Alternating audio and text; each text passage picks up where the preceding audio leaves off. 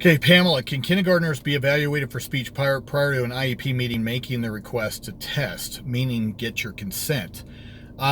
It would all depend. If the school system did a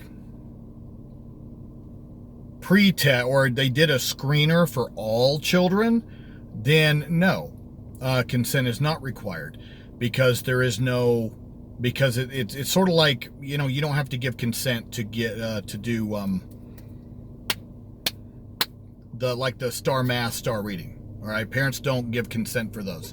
Now, why is that? Because they're given to all students, so therefore there is no differentiation. There is no potential for discrimination, and so if they treat speech and language screeners the same way, then I can see where they'd be able to do that without requiring consent.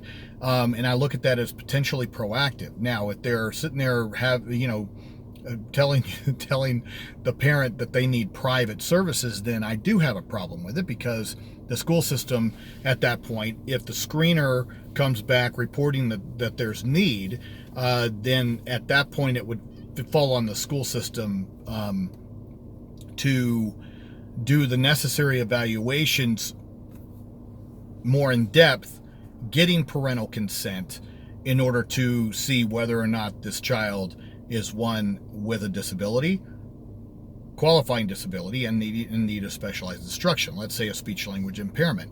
But let's say the child already has an IEP, but not speech language services.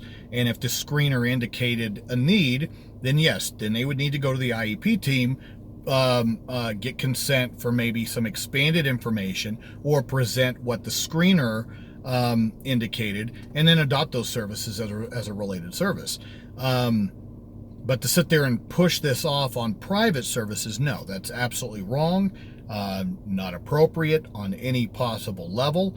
And it is the school system, I don't know what the motive would be, other than not having to do their job, which happens depending on where you're at. So that's sort of my short and sweet answer to that.